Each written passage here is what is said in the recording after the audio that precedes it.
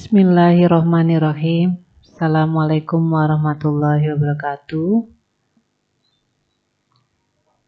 Kali ini saya ingin menjelaskan mengenai apa itu penelitian korelasional.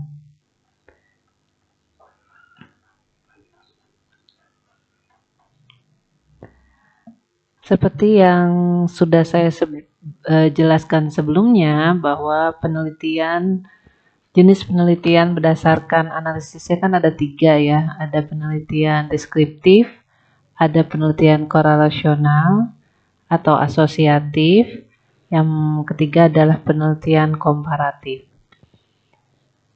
Kalau penelitian deskriptif sudah dijelaskan sebelumnya, juga tentang statistik deskriptif. Kemudian penelitian korelasional atau asosiatif ini yang akan saya jelaskan kali ini, yaitu penelitian hubungan antar variabel.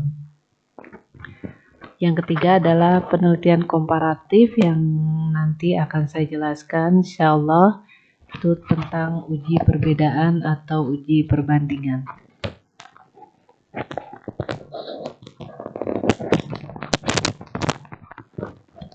Nah, ini adalah penelitian korelasional.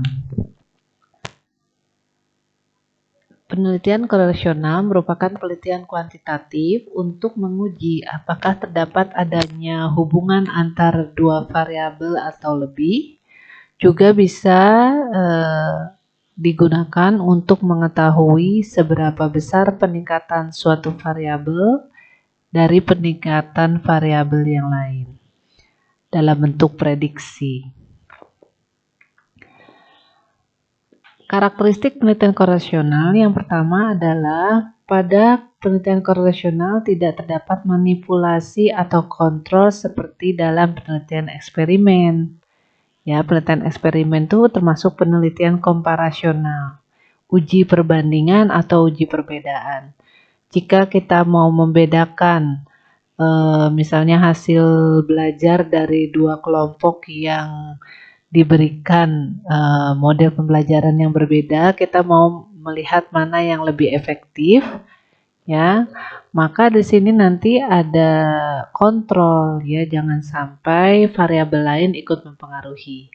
Jadi adanya perbedaan di antara 2 kelompok benar-benar hanya dipengaruhi oleh perlakuan yang diberikan.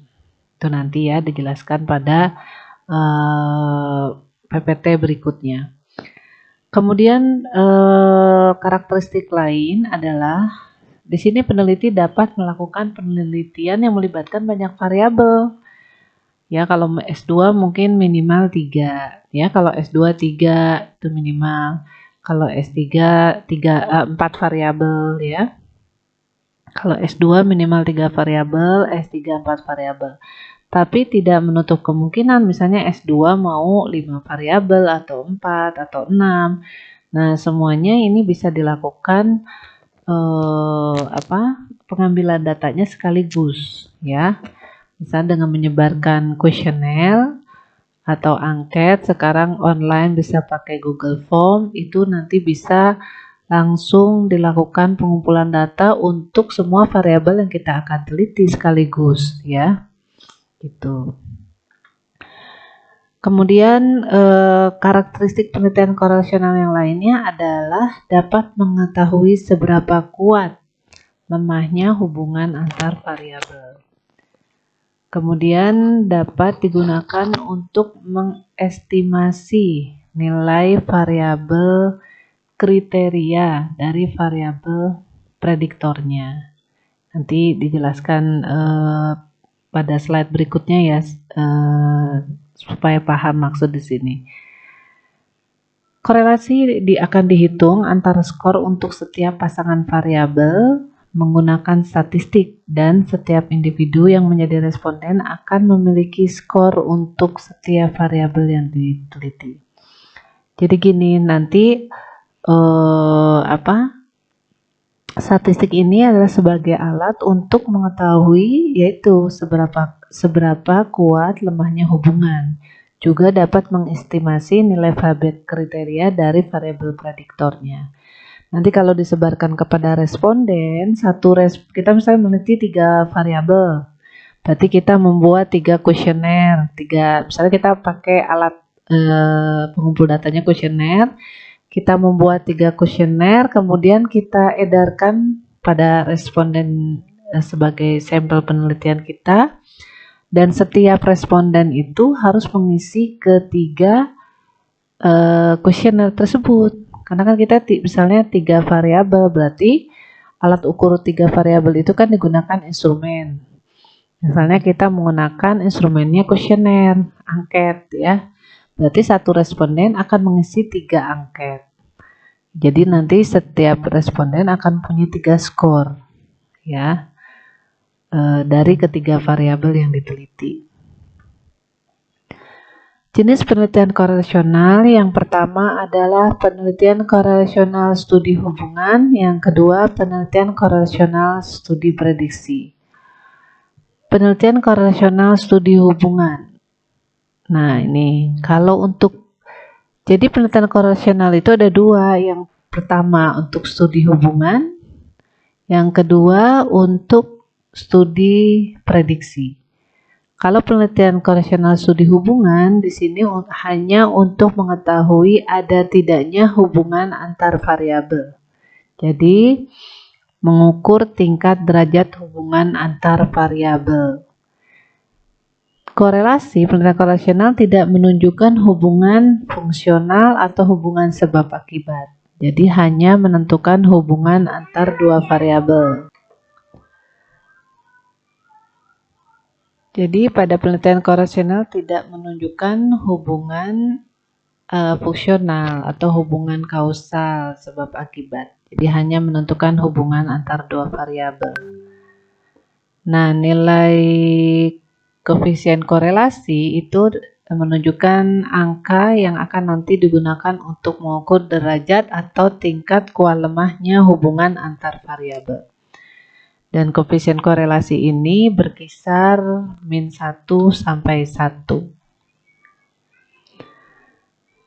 Tabel di bawah ini menunjukkan interpretasi nilai dari koefisien korelasi ya.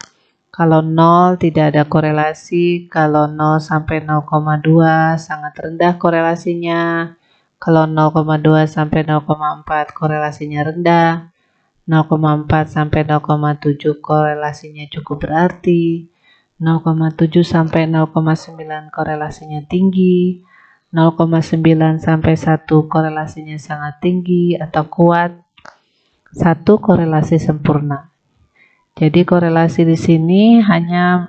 korelasi di sini menunjukkan tingkat derajat kuat lemahnya hubungan antar variabel. Nah, berdasarkan arah hubungan itu ada korelasi positif dan korelasi negatif. Korelasi positif, hubungan semakin besar nilai pada variabel X diikuti perubahan yang semakin besar nilai pada variabel Y. Jadi makin tinggi X, makin tinggi Y. Itu kalau korelasinya positif.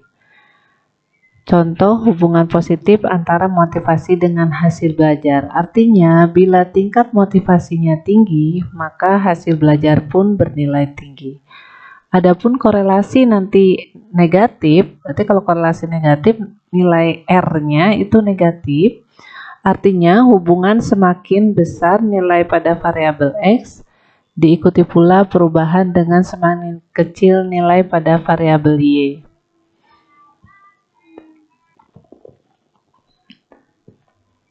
Kalau korelasi negatif kebalikannya, jadi semakin besar nilai X maka semakin kecil nilai pada variabel Y. Contohnya hubungan negatif antara tingkat stres ya. Hubungan negatif antara stres dengan kinerja guru. Jadi semakin meningkatnya stres yang dialami guru maka akan menurunkan kinerja dari guru tersebut. Tadi adalah penjelasan mengenai penelitian korelasi studi hubungan. Nah, sekarang penelitian korelasi studi prediksi. Ya, jadi kalau penelitian korelasional itu ada dua macam. Yang pertama penelitian korelasional studi hubungan, yang kedua penelitian korelasional studi prediksi. Penelitian korelasional studi prediksi ini penelitian berupa penyelidikan mengenai estimasi atau prediksi keadaan. Ya. Nah, teknik statistiknya salah satunya contohnya adalah analisis regresi. Nanti ada ditujukan dengan nilai koefisien regresi atau yang dilambangkan dengan beta. Penelitian korelasional studi prediksi, ya, contohnya adalah pengaruh kedisiplinan terhadap prestasi belajar. Ya, analisis regresi sini digunakan untuk mengukur besarnya pengaruh variabel bebas terhadap variabel kriteria atau variabel terikat. Nah, hasil analisis regresinya dinyatakan dalam suatu persamaan matematik yang dinamakan persamaan regresi. Persamaan regresi inilah yang nanti dapat dilakukan estimasi variabel Y dari variabel X-nya, prediksi ya. Nah, sekarang saya akan menjelaskan analisis statistik penelitian korelasional. Apa saja analisis statistik yang digunakan untuk penelitian korelasional? Nah, statistik sendiri kan sudah saya jelaskan sebelumnya, ada analisis statistik parametrik dan analisis statistik non-parametrik. Kalau yang parametrik ini butuh terpenuhinya prasyarat dan datanya berupa interval atau rasio. Sedangkan kalau non-parametrik tidak butuh prasyarat. Datanya berupa ordinal maupun nominal. Analisis statistik parametrik penelitian korelasional contohnya adalah korelasi produk momen, korelasi parsial, korelasi ganda, regresi linear sederhana, regresi linear ganda.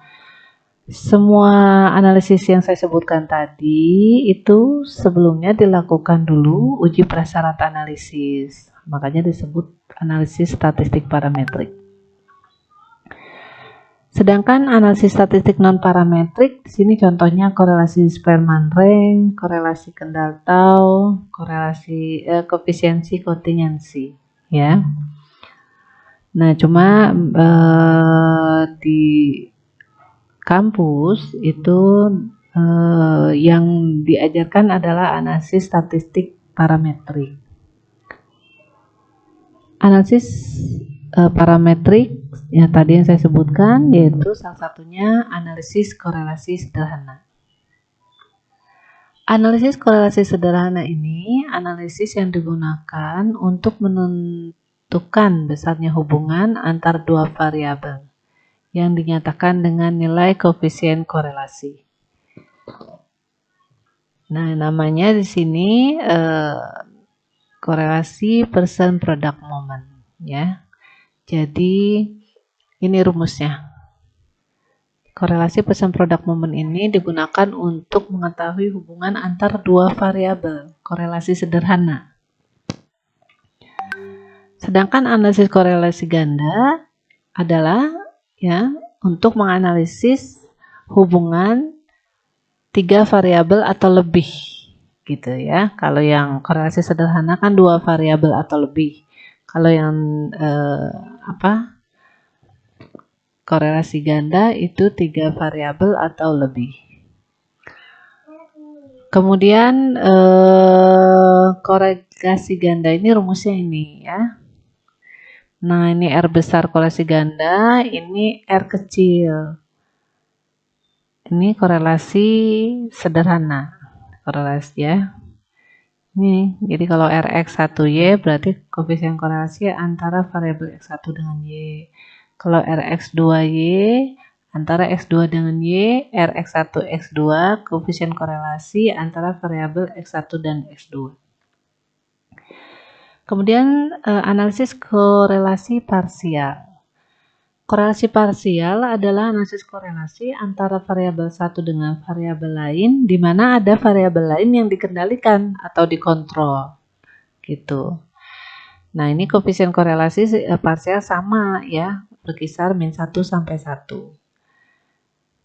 Contohnya penelitian mengenai hubungan antar 3 variabel. Ya, maka peneliti dapat mengetahui besarnya hubungan variabel satu bebas dengan variabel tak bebas dengan mengontrol variabel bebas lainnya. Nah, ini contohnya ya, rumusnya.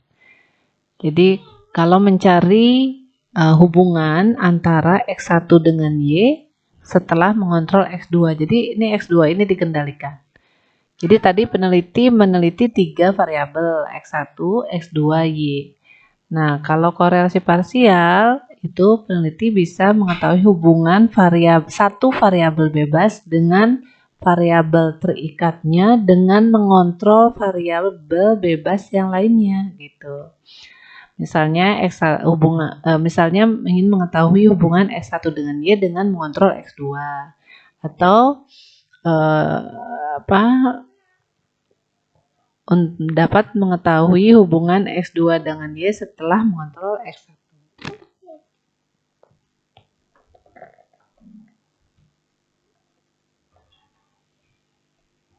Jadi lambangnya ini ya, kalau RY1.2 artinya korelasi parsial hubungan X1 dengan Y setelah mengontrol X2.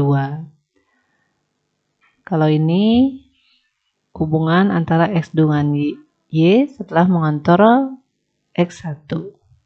Ini rumusnya ya, ini keterangannya. Kemudian analisis regresi linier sederhana. Ini untuk prediksi ya.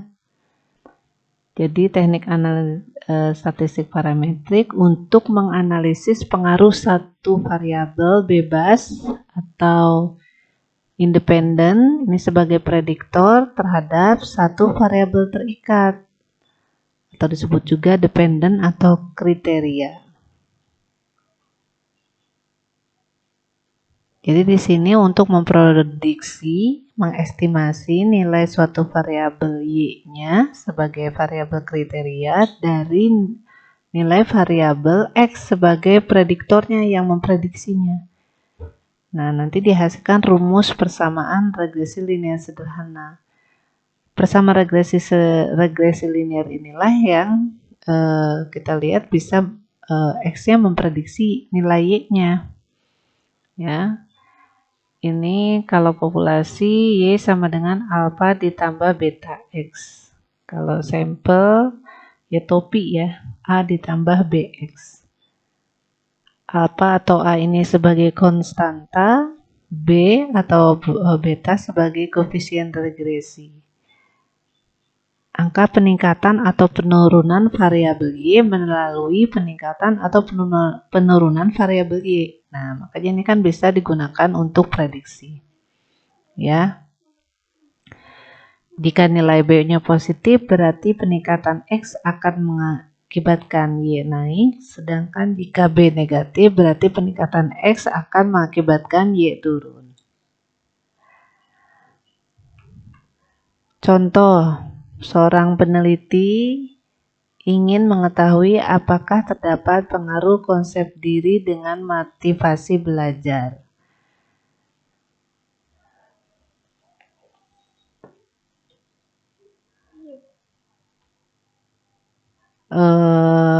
Berarti di sini sebagai variabel prediktornya adalah konsep diri. Nih. Variabel X-nya. Motivasi belajar yaitu variabel kriteria. Nah, setelah data tentang variabel konsep diri, motivasi belajar diperoleh, maka dilakukan analisis regresi sehingga peneliti dapat meramalkan besarnya variabel motivasi dari variabel konsep melalui persamaan regresi yang diperoleh. Kemudian regresi linear ganda dua prediktor. Nah, di sini teknik statistik kalau regresi ganda itu untuk menganalisis pengaruh dua variabel bebas, ya, dua atau lebih, ya, dua atau lebih variabel bebas.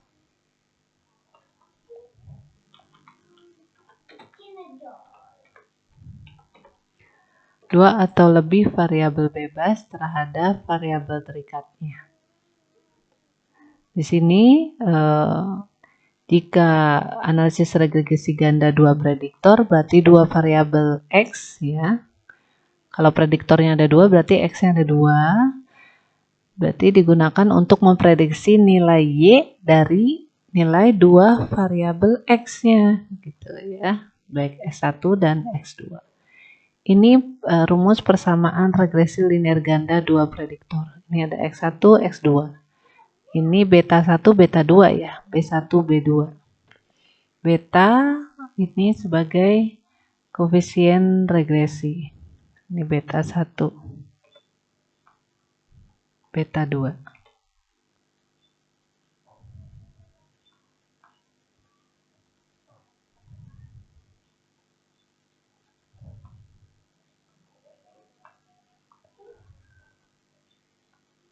Tuh ya. Kalau beta 1 berarti koefisien regresi untuk X1, besarnya pengaruh X1, beta 2 besarnya pengaruh X2 terhadap Y.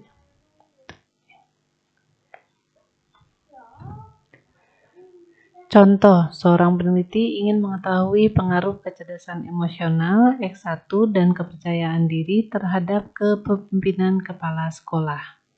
Di sini variabel prediktornya ada 2, yaitu kecerdasan emosional dan kepercayaan diri. Sebagai variabel kriterianya adalah kepemimpinan kepala sekolah.